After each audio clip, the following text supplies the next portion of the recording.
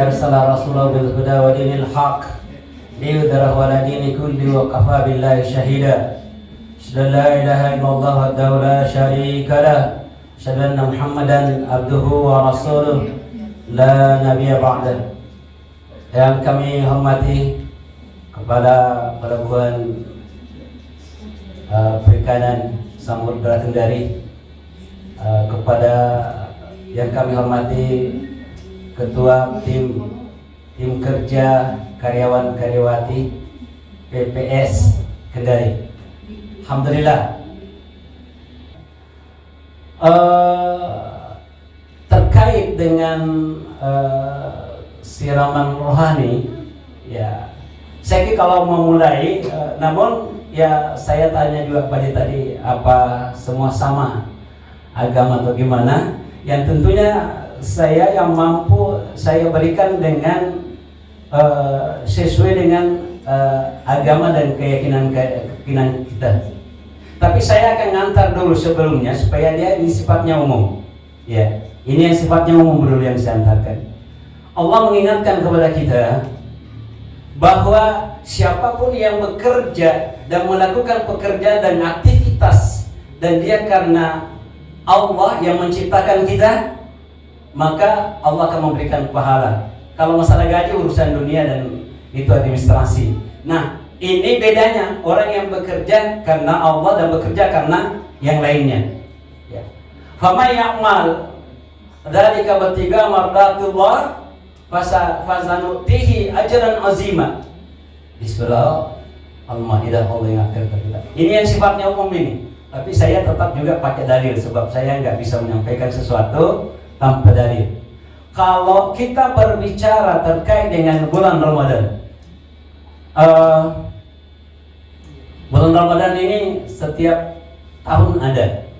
Ya, kalau saya bahasakan, ya,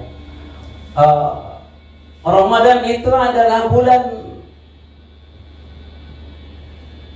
perjuangan, bulan perlombaan, dan bulan penuh dengan kemenangan. Kenapa saya bahasakan seperti itu? Sebab Nabi dan bersama dengan para sahabatnya, saya angkat sejarah di sini sebab ini adalah terkait dengan puasa dan Ramadan. Nabi secara kuantitas, ya, orang yang sudah berumur di sini sampai 60 tahun ke atas, ada yang sudah berumur 60 tahun ke atas. Bisa nggak tahu? Sebentar lagi. Berarti masih saya yang tertua di sini. Ya, sudah 60 lewat 3 bulan. Ya. Alhamdulillah. Secara kuantitas yang sudah berumur dari 50 sampai ke atas itu lebih lama menikmati, merasakan, melakukan dengan istilah ibadah puasa. Sebab Nabi hanya dia melakukan dan melaksanakan puasa Ramadan sebanyak 9 tahun. Di tahun kedua Hijriah sampai ke tahun 11 Hijriah. Terus apa yang dilakukan sebagai sampel, sebagai contoh dan pribadi dan perilaku sebagai kepala negara, semuanya sudah tercermin, baik dari sisi bekerja dan yang lainnya. Ya.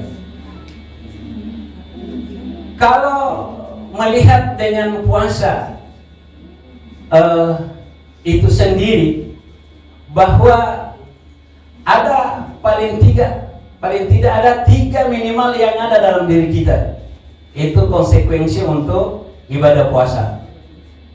Yang pertama, kita mendapatkan ampunan dari Allah Subhanahu wa taala. Yang kedua, dia adalah sebagai ibadah. Yang ketiga, ada pengendalian diri.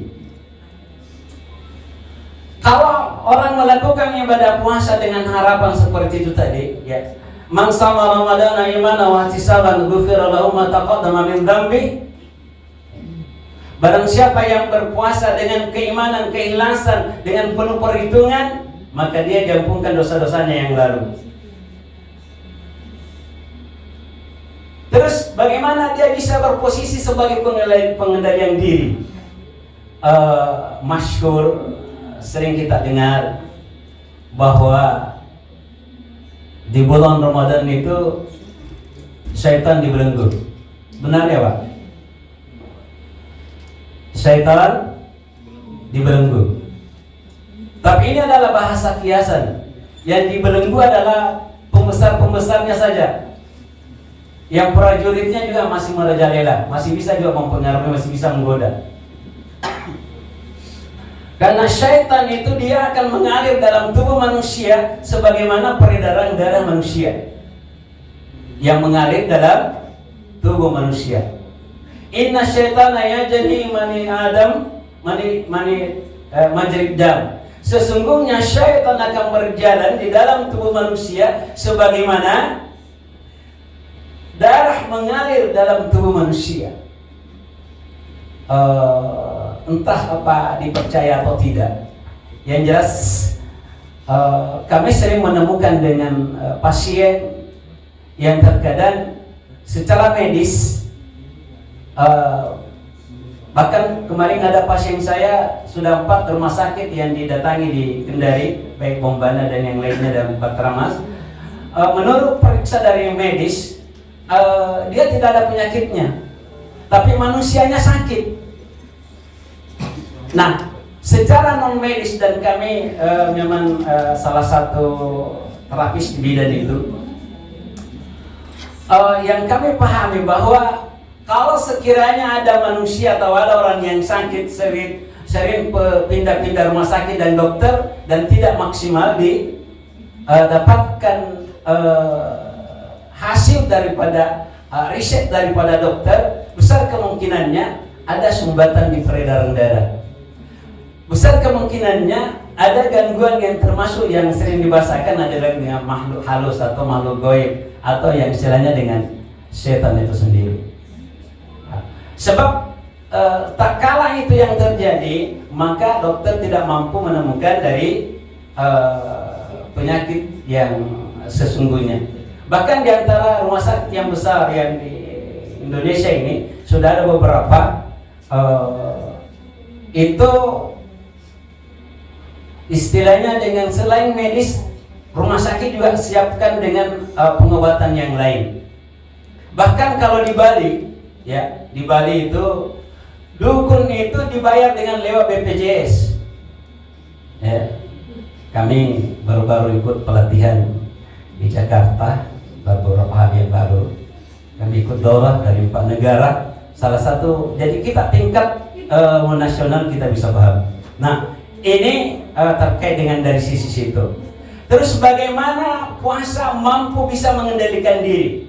Ya, sebab puasa itu sendiri, ya kalau kita lihat Maryam itu puasanya bukan makan dan minum, tapi dia tidak berbicara kepada siapapun juga pada saat melahirkan Nabi Isa alaihissalam. Ya, di dalam surah Maryam ayat 26. Inni nazartu lirrahmani shauman falan ukallimul insya. Pada hari ini aku bernazar kepada Rabb kami. Ini Maryam mengatakan, kami tidak akan berbicara kepada siapapun juga. Dan Nabi Isa adalah salah satu di antaranya adalah seorang yang baik, mampu berbicara dan mampu menjawab semua pertanyaan orang yang bertanya pada saat itu. Sehingga Maryam dengan tuduhan dan yang lainnya dituduh sebagai pezina dan yang lain, karena kok tiba-tiba bisa hamil dan dia melahirkan tanpa tidak pernah disentuh dengan seorang laki-laki pun juga. Sementara Maryam yang kita pahami bahwa Maryam dipelihara oleh keluarga Zakaria, dan Maryam pada saat itu waktu masih gadis dia hanya tinggalnya di mihrab. Terus dari mana makanannya? Ternyata Allah kirim yang menciptakan manusia yang menciptakan Maryam, yang menciptakan kita. Allah kirim kerangannya Maryam. Sehingga setiap Zakaria masuk dan bertanya, dari mana makanan ini? Maryam jawab, min indillah. Innallaha yarzuqu man yasha'u bighairi hisab. Ini makanan dari Allah yang menciptakan kita, dan itulah makanannya Maryam. Nah, Maryam pada saat itu dia ditakdirkan dan terjadi dengan seperti itu, yang kemudian dia dilarang untuk berbicara, sebab apapun alasannya, dengan jawaban Maryam sendiri tidak ada manusia yang bisa percaya. Sehingga dia bernazar dan disyariatkan dia untuk tidak berbicara sebagai ibadah. Nah, bagaimana hubungannya kita dengan umatnya Muhammad? Bukan sekadar tidak berbicara, tetapi ya, salah satu diantaranya, puasa ini bisa dan mampu sebagai pengendali, sebab salah satu sumber daripada peredaran darah itu adalah makanan dan minuman. Makanan dan minuman. Kalau manusia semakin banyak makan, semakin banyak minum, maka memperluas dan peredaran darah dalam tubuh. Ini salah satu diantaranya. Sehingga manusia yang melakukan ibadah puasa, dia mampu dan bisa untuk mengendalikan dengan nafsunya. Sehingga hati manusia yang pada saat itu lebih condong dan cenderung kepada melakukan kebaikan. Ini salah satu manfaat daripada puasa itu sendiri. Kemudian bagaimana dengan orang yang berpuasa terus juga dengan dia sholat? Ini semoga diantara kita, sebab ada beberapa pintu yang memang juga manusia punya keahlian di bidang tersendiri, tapi jauh lebih bagus kalau hampir semua pintu, termasuk dengan pintu sholat, pintu taubat, dan pintu sedekah, dan pintu puasa itu sendiri, dan pintu haji. Jadi ada beberapa pintu untuk bisa masuk surga. Nah, ini kaitannya dengan puasa dan sholat. Ya, saya bahas masalah sholat ini, sebab kalau taruh itu istilahnya sholat malam dilakukan di awal malam. Kalau sholat tahajud itu dilakukan di akhir malam atau pertengahan sampai akhir. Iya. Terus bagaimana Rasulullah bersama dengan para sahabatnya, termasuk dengan istrinya Aisyah dan Hafsah dan yang lainnya? Kata Aisyah, hadis Aisyah radhiyallahu anha, qalat kana Nabi sallallahu alaihi wasallam idza dakhala al-ashru shadda midharahu ahyana lailahu wa aikadha ahlahu. Rasulullah setiap di malam 10 terakhir itu dia kencangkan dia punya, ya kalau yang pakai sarung ya kencangkan sarungnya, ya kalau pakai yang celana ya palingan ikat pinggangnya diperbaiki supaya tidak molor, ya gitu. Nah, bahasanya seperti itu, bahwa Rasulullah bersama dengan para sahabat dan termasuk istrinya Rasulullah ini malah di malam ke-21 itu ditingkatkan. Saya malam ini sebetulnya saya sudah target untuk itikaf di pondok, dan kami juga sebagai penanggung jawab, walaupun masih ada safar dan ada seperti ini, itu kami sudah ini adalah termasuk dengan istilah itikaf. Selama Rasulullah selama 9 tahun dia tidak pernah tinggalkan, ya, dan ikut dengan Aisyah, dan bahkan sepeninggalnya Rasulullah, Aisyah juga melakukan hal itu. Dia membuat tenda atau bilik yang di Madinah.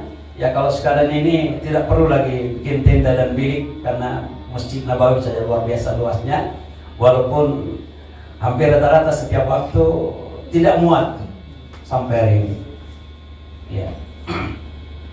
Sampai pemerintah Arab Saudi membuat program untuk hotel-hotel di sekitar, dia akan dibongkar dan diadakan perluasan. Wallahu a'lam sekarang pas sudah dibongkar. Waktu tahun lalu kami sempat ibadah ke sana dan melihat luar biasa dan tidak pernah sepi dengan manusia. Nah, ini yang dilakukan dengan sepeninggal Rasulullah dengan itu tadi, bahwa Rasulullah di akhir di 10 terakhir ya, dia hidupkan malam-malamnya, wa ahya lailahu ya. Jadi tidak ada di awal malam ya, seperti 10 awal dan 20 sampai nanti di 21 baru ada hadisnya seperti itu ya.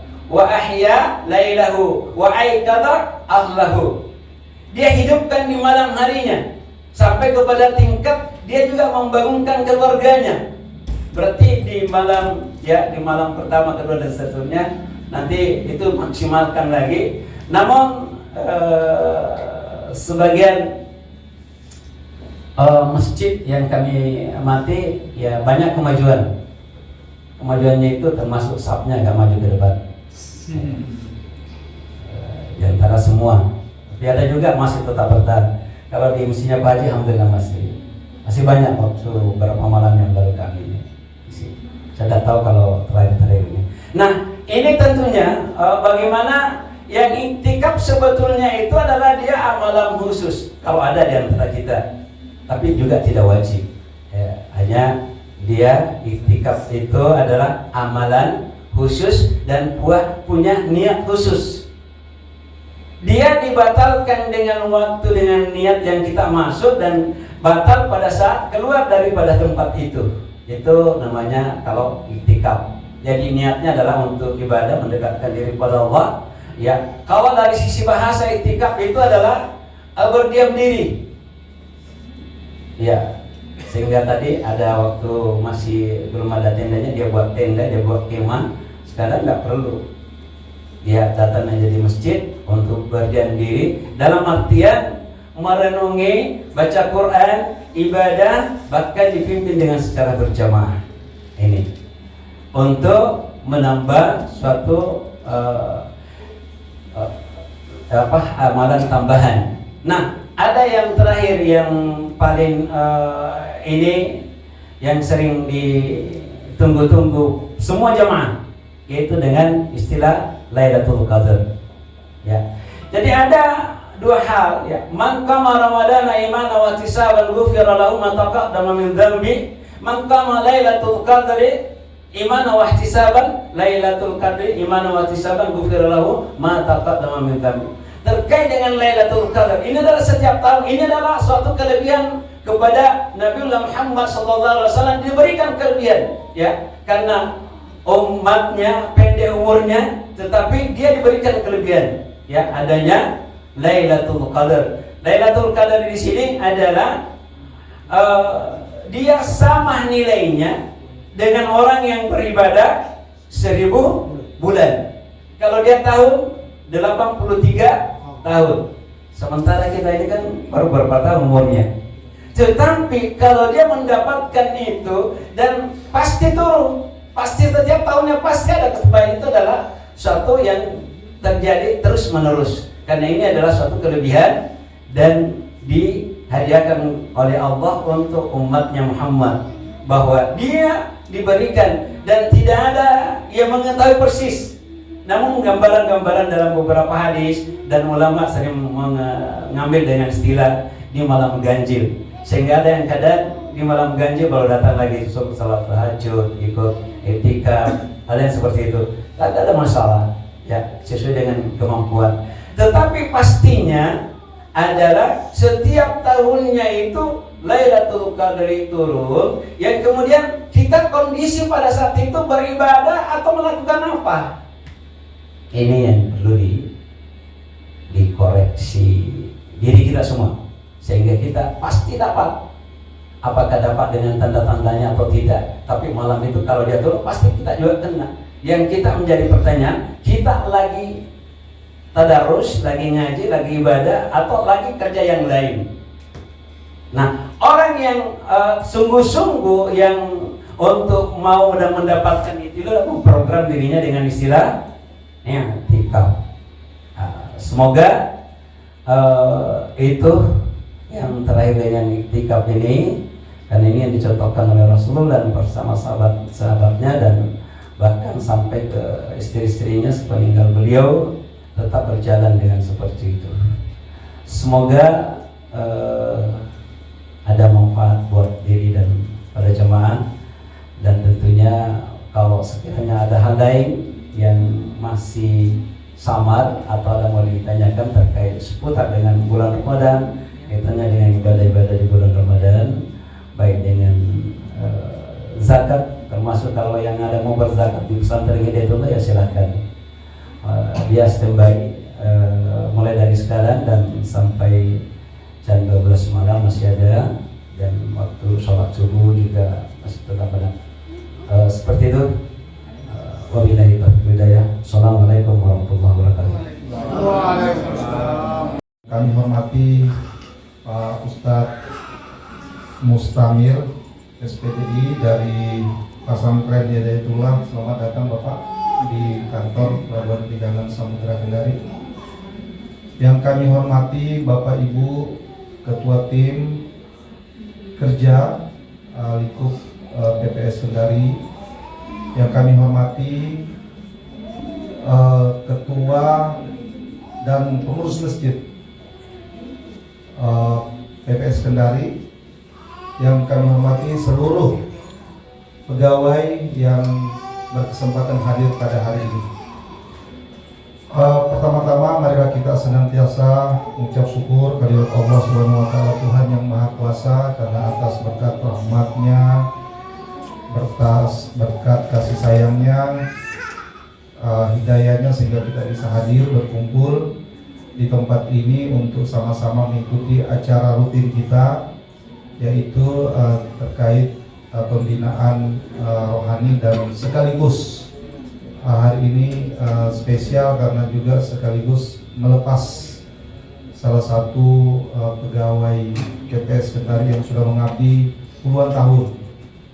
Ini adalah salah satu kita untuk mengantar para ASN yang akan memasuki pulang tugas. Ini adalah salah satu penghormatan kita kepada mereka yang sudah bekerja selama bertahun-tahun di pemerintahan.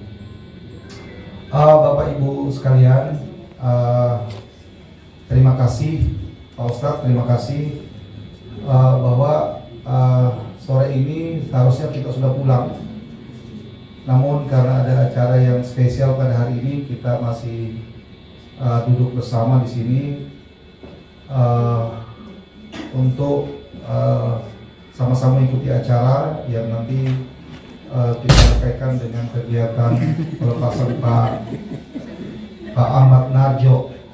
Nanti beliau kita mungkin bisa mendengarkan juga cerita beliau selama bekerja, dan mungkin dari cerita beliau akan kita semua akan mendapat banyak hikmah, pelajaran yang bisa kita jadikan bekal juga untuk melanjutkan karir kita di pemerintahan. Itulah adalah salah satu manfaat kita untuk berkumpul seperti ini. Bapak Ibu,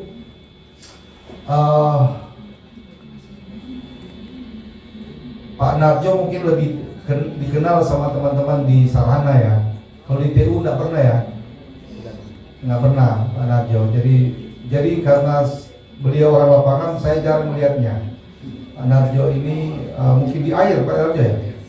Jadi dia di belakang Pak, mungkin memberikan pelayanan kepada apa namanya pengguna jasa. Sementara kalau kami kan di lingkungan kantor ya jarang berinteraksi langsung, dan banyak seperti itu yang jarang lihatnya paling sebulan sekali untuk, karena memang wilayah kerja, bidang kerja kita berbeda. Jadi ada di lapangan, nah saya kantor kadang di lapangan, ya kebanyakan di kantor. Nah teman-teman semua, nanti acara kita juga akan kita rangkaikan dengan buka puasa bersama. Mudah-mudahan tidak ada yang mau buka duluan ya, jadi buka puasa bersamanya nanti. Jadi kita coba buat acara, susun acara sedemikian rupa sehingga pas nanti Mudah-mudahan acaranya pas dengan kegiatan berbuka gitu ya. Ya, acara ini paling sejam 2 jam. Nah, jangan lupa yang pecinta bola juga ada, kita harus mendukung juga itu. Timnas, wah, Garuda Dadaku main nanti sore melawan Australia. Ini kebanggaan juga kalau lolos.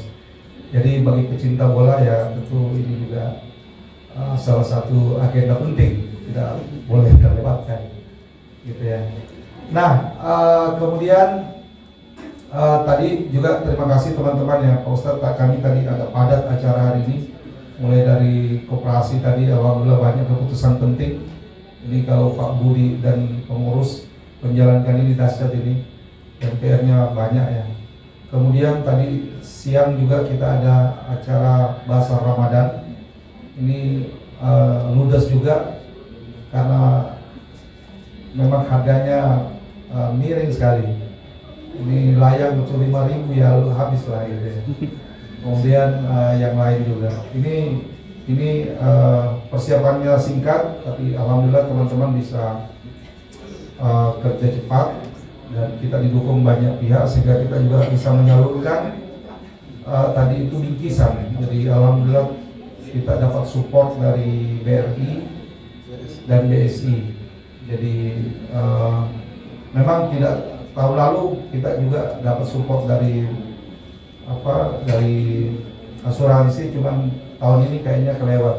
Nanti kita bikin agenda lagi, kita minta mereka mendukung kita juga.